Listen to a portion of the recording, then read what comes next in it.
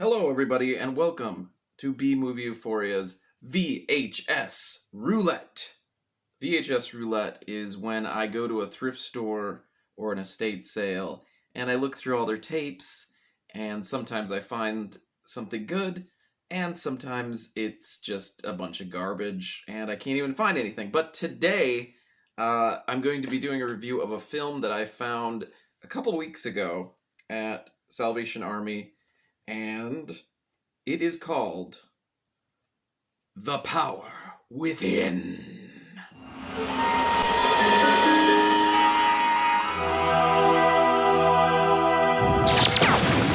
These rings must be split up and never again worn by the same man. Stan Dreyer never knew about the mystic power of the two rings. It selected you as its bearer. Until one found him.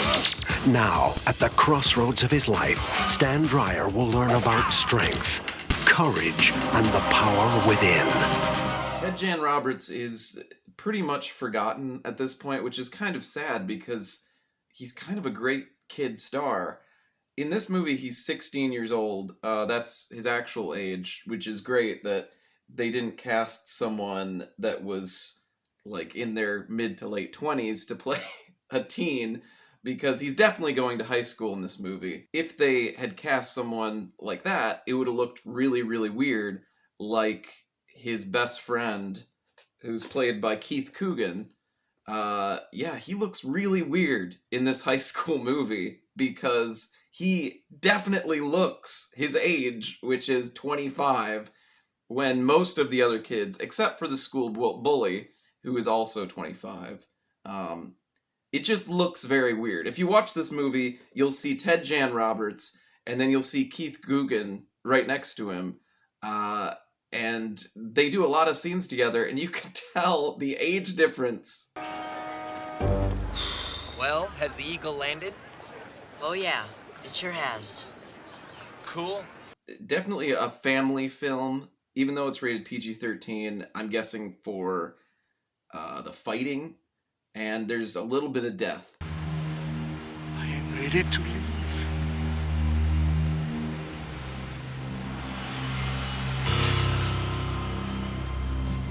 This is very much a Karate Kid ripoff, but it's also very much its own film. But let's start from the beginning. I'm really into this movie, so I'm going to talk it all the way through. The movie starts out at Universal Studios Hollywood, which is pretty wild because you think the movie is starting off as an action-adventure movie because you see this helicopter and it's coming out of this building and all these people are shooting and there are explosions.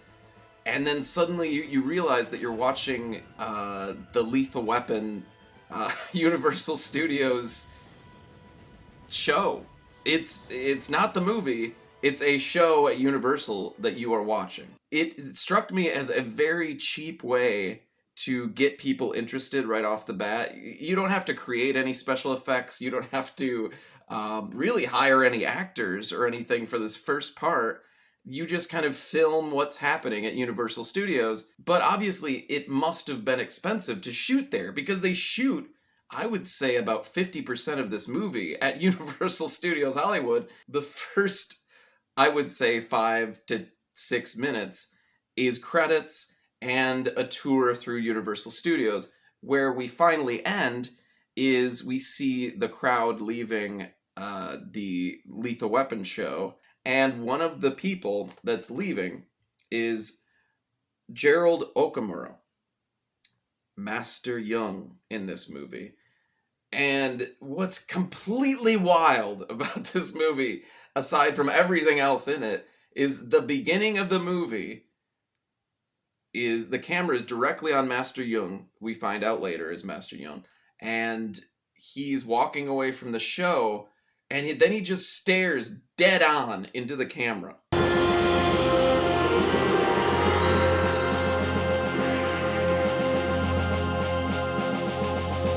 So then we go to a hot dog stand in Universal Studios, which is being run by our hero, Stan Dreyer, with his buddy Keith Coogan playing Eric Graves. Eric is just really being super gross and super just incel.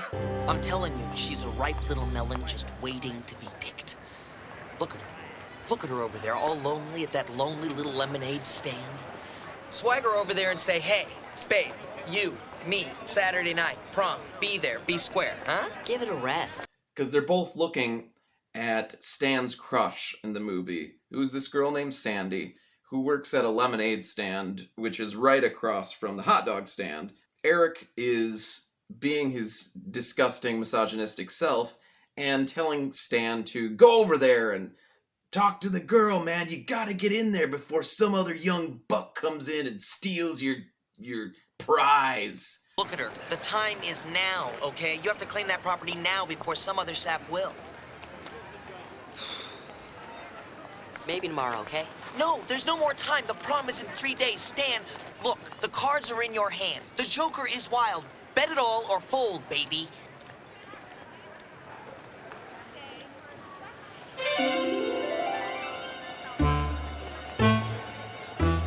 No, hi. He's just saying really awful, stupid things like this until eventually Stan either like works up the courage or just gets annoyed and walks over to the lemonade stand.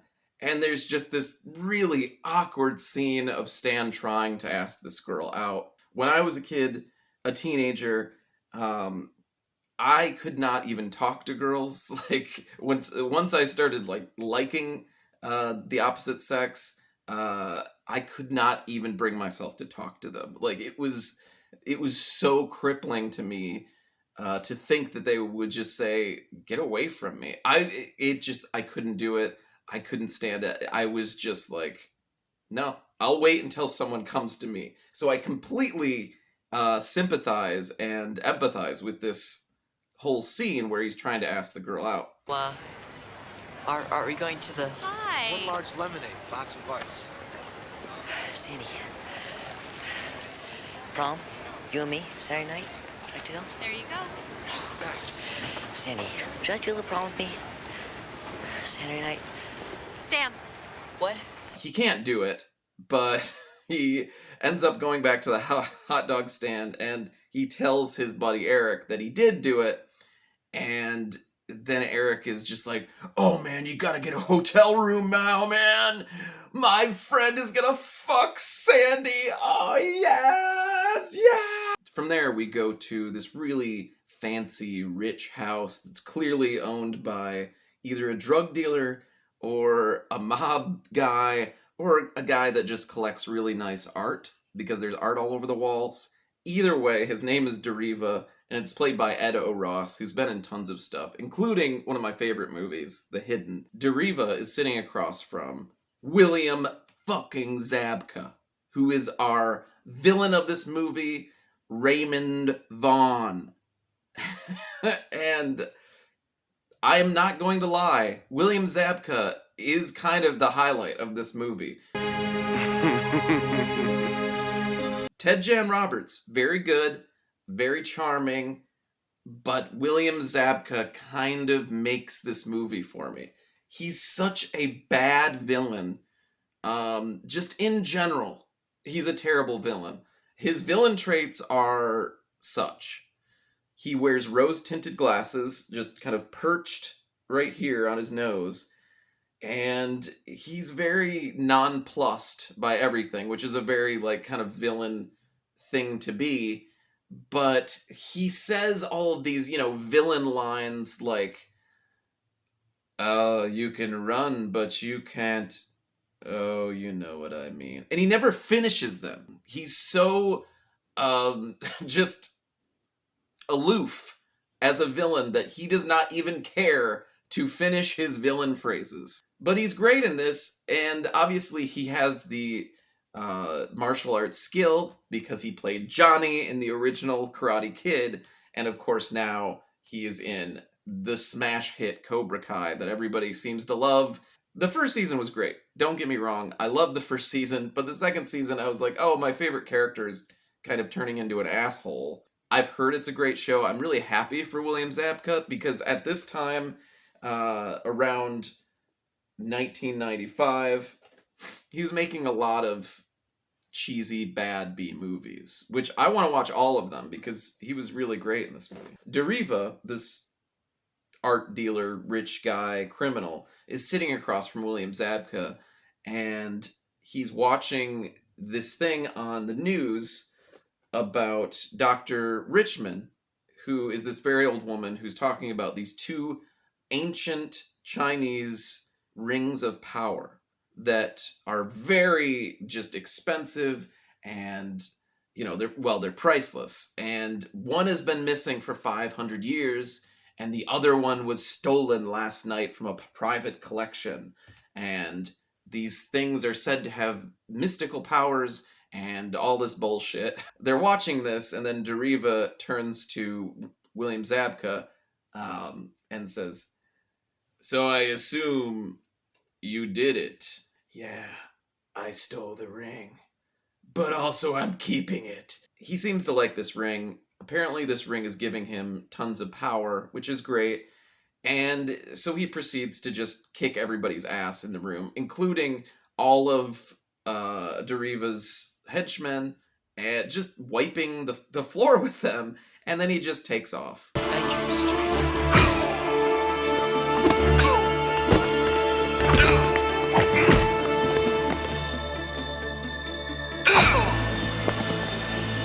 Because the rest of the movie, Deriva and his goons are trying to get our main villain, William Zabka, and trying to get the ring back. We go back to Ted Jan Roberts, Stan Dreyer, and he comes home, and immediately his little brother is an asshole to him. Hey, loser! Throughout the entire movie, his little brother is an asshole to him and just calls him a loser. He comes home, and this little jerk face is like, "Hey, dickhead, mom wants to see you." So he goes to see his mom, and his mom is played by Karen Valentine, who was a big TV star back in the 60s and 70s, and she's playing Clyda Dreyer. His mom's name is Clyda. Clyda, Stan's mom, starts like just railing into Stan and saying all this crazy shit, and you're like, oh, okay. That's why Stan's kind of like not doing great at school, because his mom's crazy. They don't know what happened.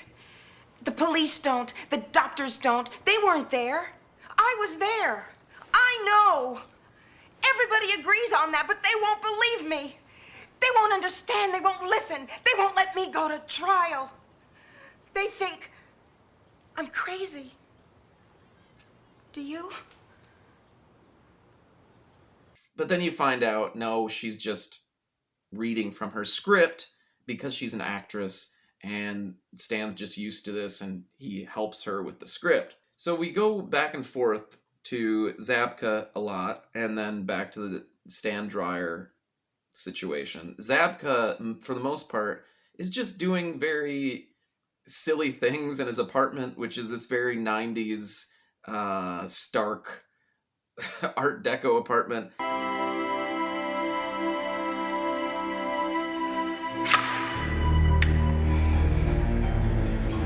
I will have your brother, and we will be complete.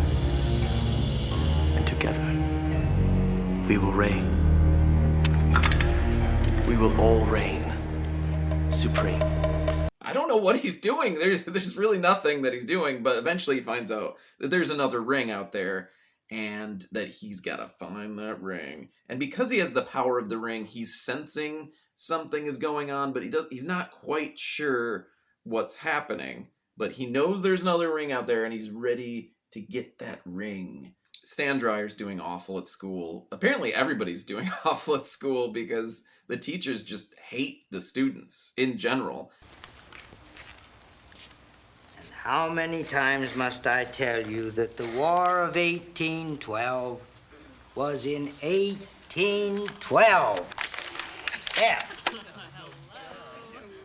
While we're following Stan, while he goes to the hot dog stand or he goes to school, we keep seeing Gerald Okamura.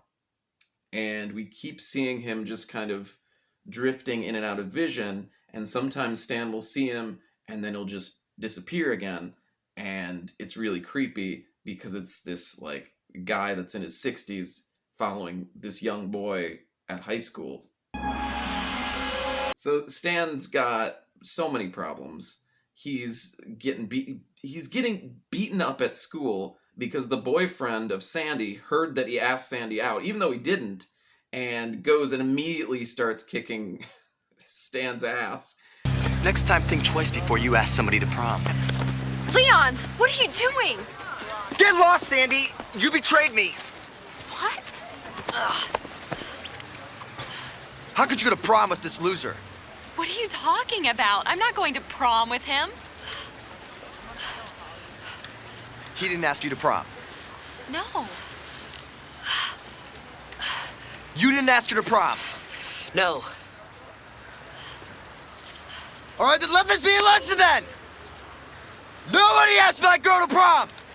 So he's having a really bad day, and he's walking home, and suddenly he sees Gerald Okamura again, and then he's just surrounded with ninjas. There's ninjas everywhere, and William Zabka's there, and he just doesn't, the kid doesn't know what to do. He freaks out. Master Yun, Gerald Okamura, is he's faced away from William Zabka, and Zabka comes behind him with a knife and just stabs him in the back. Look out behind you! And so he manages to get away and jump into the car after Stan Dreyer rams into Zabka with the car, and then they take off. And then there's this whole scene on the beach with Stan and Master Yun. They don't know each other at all up to this point. They just don't know each other.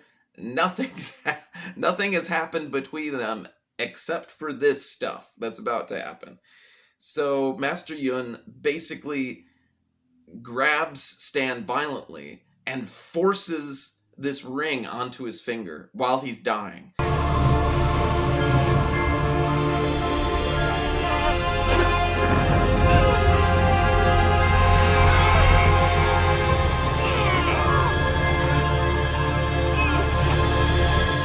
And then Master Yun immediately dies. But that's kind of funny because he doesn't really die in the movie, because in the next 20 minutes, he's back as a ghost to basically guide Stan through the rest of the movie and show him that the power is truly within.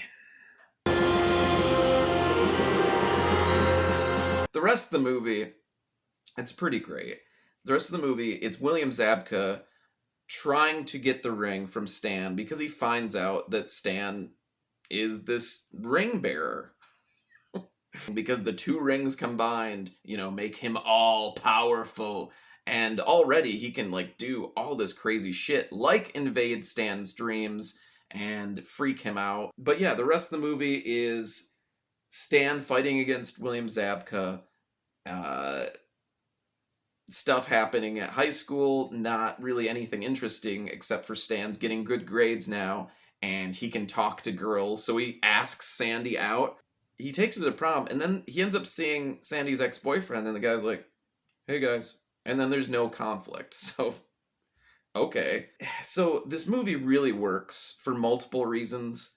Gerald Okamura is very good as the Mr. Miyagi kind of character that doesn't really teach Stan a lot. He really doesn't. He's not showing him how to do martial arts. He's just saying things to him like, the power is inside you. But that really, it's just like a phrase. It's not really helpful. And at one point, he's talking to Stan, and Stan's like, oh shit, I gotta go pick up Sandy for the prom. And he takes off, and Gerald Okamura just keeps talking. Stan has left. Oh my... I'm totally late. I gotta go, I'm late for a date. Boy, wait! The ring brings you many strengths. But you will be strongest when you use your own true abilities.